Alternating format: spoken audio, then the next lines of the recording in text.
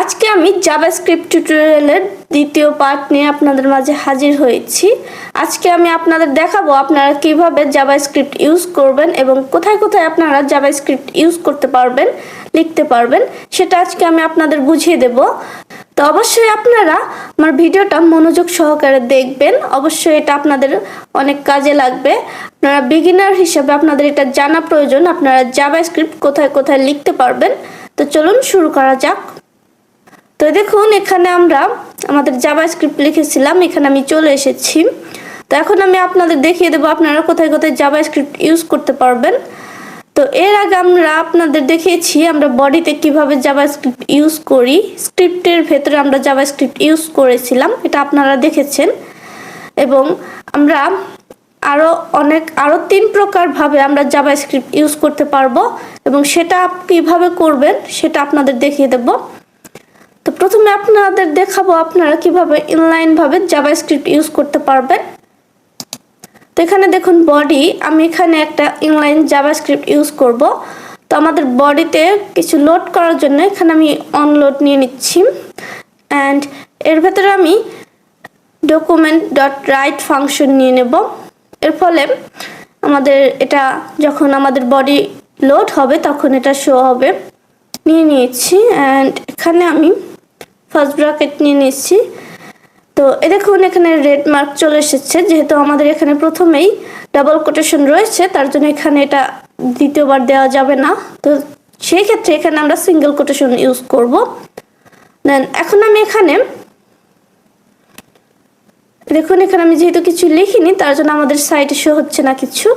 এখন আমি এখানে একটা ওয়ার্ড লিখে দিচ্ছি, ওয়েলকাম।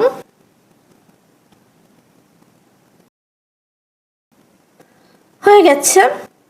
তো এখন আমি আমাদের সাইটে যাব। তো দেখুন আমাদের এখানে আমাদের বডি লোড হওয়ার সঙ্গে সঙ্গে আমাদের এখানে টেক্সটটা চলে এসেছে।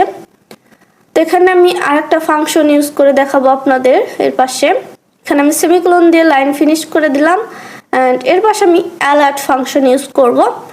তো এখানে আমি অ্যালার্ট নিয়ে নিয়েছি। এখন আমি এখানে ফার্স্ট ব্র্যাকেট নিয়ে নিলাম অ্যান্ড এখানে আমি সিঙ্গেল কোটেশন নিয়ে নিয়েছি, এর ভেতর এরর লিখব। হয়ে গেছে।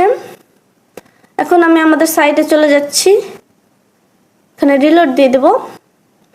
তো এই দেখুন এখানে এরর অ্যালার্ট এটা চলে এসেছে অ্যান্ড এই দেখুন এটা লোড হওয়ার পর এখানে আমাদের ওয়েলকাম এই টেক্সটটাও চলে এসেছে। তো এভাবে আপনারা ইনলাইন ভাবে জাভাস্ক্রিপ্ট ইউজ করতে পারবেন। তো এখানে আমি আপনাদের দেখে দিলাম আপনারা কিভাবে ইনলাইন জাভাস্ক্রিপ্ট লিখবেন, বডিতে এখানে আমি লিখিয়ে দিয়েছি। তো এখন আমি আপনাদের দেখাবো আপনারা কিভাবে হেডে জাভাস্ক্রিপ্ট ইউজ করবেন। ইন্টারনাল ভাবে আমরা হেডেও জাভাস্ক্রিপ্ট ইউজ করতে পারবো।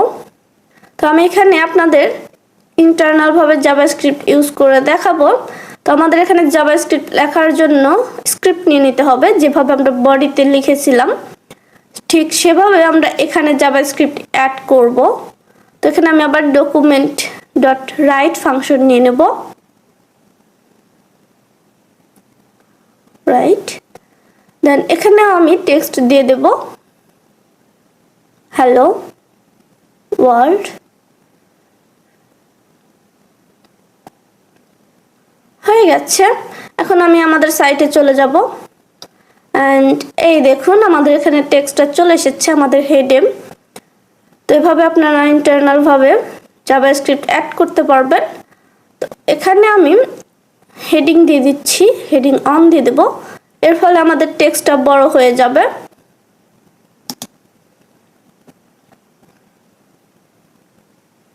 হেডিং অন, এখানে আমি এটাকে ক্লোজ করে দেব। হেডিং হয়ে গেছে। এখন আমি আমাদের সাইটে চলে আসব। দেন এই দেখুন আমাদের টেক্সটটা বড় হয়ে গেছে, এটা বোল্ড হয়ে এসেছে এবং অনেক বড় হয়ে গেছে। তো এভাবে আপনারা ইন্টারনাল ভাবে জাভাস্ক্রিপ্ট ইউজ করতে পারবেন হেডে খুব সহজভাবেই, যেভাবে আমরা বডিতে ইউজ করেছিলাম জাভাস্ক্রিপ্ট সেভাবে এখানে আমরা ইউজ করতে পারবো। তো এভাবে আপনারা ইন্টারনাল জাভাস্ক্রিপ্ট ইউজ করতে পারবেন। এখন আমি আপনাদের দেখাবো এক্সটার্নাল ভাবে কিভাবে আপনারা জাভাস্ক্রিপ্ট ইউজ করবেন। তো এটাও আমি এর আগে দেখিয়েছিলাম। আমরা একটা জাভাস্ক্রিপ্ট ফাইল বানিয়েছিলাম app.js।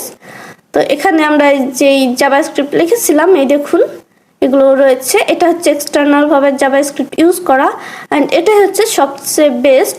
তো দেখুন আমি এখানে এগুলো সরিয়ে দিলাম অ্যান্ড এটা দেখুন এইরকম চলে এসেছে। এটার কারণ হচ্ছে এই দেখুন আমরা এখানে HTML লিখেছিলাম, এটা এখানে রয়েছে। এটা আমি আপনাদের প্রথম পর্বে দেখিয়েছিলাম কিভাবে আপনারা এটা করবেন জাভাস্ক্রিপ্ট দিয়ে। দেন এখানে আমি এই জাভাস্ক্রিপ্টগুলো নিয়ে এসেছি, এই দেখুন এটা আবার চেঞ্জ হয়ে গেছে। তো এইভাবে আপনারা এক্সটার্নাল ভাবে জাভাস্ক্রিপ্ট ইউজ করতে পারবেন অ্যান্ড এটা হচ্ছে বেস্ট প্র্যাকটিস জাভাস্ক্রিপ্ট ইউজ করার। এর ফলে আপনাদের বুঝতে সুবিধা হবে এবং কোডগুলো আপনাদের পড়তে অনেক সুবিধা হবে এবং এর ফলে লোড হতেও অনেকটা ফাস্ট হবে। তো এভাবে আপনারা চাইলে আরও জাভাস্ক্রিপ্ট ফাইল অ্যাড করতে পারবেন। যেমন এখানে আমি আরেকটা ফাইল অ্যাড করে দেখাচ্ছি script.js। তো দেখুন এখানে ফাইলটা আমি অ্যাড করে দিয়েছি এবং এই ফাইলটা আপনারা কিভাবে কাজ করবেন সেটাও আমি দেখিয়ে দেব। এখন আমরা যদি আমাদের এই ফাইলে জাভাস্ক্রিপ্ট অ্যাড করি তাহলে আমাদের সাইটে শো হবে না, কারণ এখানে আমরা দেখুন জাভাস্ক্রিপ্টের লিঙ্ক করাইনি। এটা আমি এর আগে আপনাদের দেখেছিলাম কিভাবে আপনারা এখানে লিঙ্ক করে দেবেন। এটা বডির শেষে লিঙ্ক করে দিতে হয়। তো এখানে আমি এটাকেও দিয়ে দিচ্ছি script.js হয়ে গেছে। অ্যান্ড এখন আমরা এখানে জাভাস্ক্রিপ্ট অ্যাড করলে এটা আমাদের সাইটে শো হবে। যেমন এখানে আমি এটাকে সরিয়ে দিচ্ছি, হয়ে গেছে। এবং এখন আমি আপনাদের সাইটে দেখিয়ে দিচ্ছি, দেখুন এটা চেঞ্জ হয়ে গেছে। অ্যান্ড এখন আমি এটা এইখানে দিয়ে দেবো, আমাদের স্ক্রিপ্ট ফাইলে দিয়ে দেবো, script.js ফাইলে দিয়ে দিচ্ছি। অ্যান্ড এই দেখুন এটা তারপরেও কাজ করছে, কারণ এখানে আমরা লিঙ্ক করে দিয়েছিলাম HTML ফাইলে। তো এভাবে আপনারা এক্সটার্নাল ফাইল ইউজ করতে পারবেন জাভাস্ক্রিপ্ট লেখার জন্য। এটা খুবই ভালো একটা প্র্যাকটিস জাভাস্ক্রিপ্ট ইউজ করার এবং এটাই হচ্ছে বেস্ট। এভাবে জাভাস্ক্রিপ্ট অ্যাড করলে আমাদের কোড পড়তে অনেক সুবিধা হবে এবং এটা দেখতেও অনেক সুন্দর লাগবে। তো এভাবে আপনারা inline, internal and external file use করতে পারবেন এবং এইভাবে আপনারা জাভাস্ক্রিপ্ট লিখতে পারবেন। এবং জাভাস্ক্রিপ্ট লেখার এই ধরনগুলো আমি আপনাদের দেখে দিলাম। আশা করি আপনারা বুঝতে পেরেছেন আমার ভিডিওটা এবং আপনারা এটাও বুঝতে পেরেছেন আপনারা কিভাবে জাভাস্ক্রিপ্ট লিখতে পারবেন, কোথায় কোথায় লিখতে পারবেন। তো অবশ্যই আপনারা জাভাস্ক্রিপ্ট বিগিনার হিসেবে এক্সটার্নাল ফাইলে জাভাস্ক্রিপ্ট লেখার প্র্যাকটিস করবেন, এটা হচ্ছে বেস্ট এবং এটা অনেক দ্রুত লোড হবে। তো আজকের ভিডিওটা এ পর্যন্তই। আশা করি আমি আপনাদের ভালোভাবে বোঝাতে পেরেছি। দেখা হবে পরবর্তী পার্টে নতুন কোনো বিষয় নিয়ে। তো অবশ্যই আপনারা আমার চ্যানেলটাকে সাবস্ক্রাইব করে দেবেন এবং আমার ভিডিওগুলো বেশি বেশি করে শেয়ার করে দেবেন। তো আজকে এ পর্যন্তই। আপনারা সবাই ভালো থাকুন, সুস্থ থাকুন। আল্লাহ হাফেজ।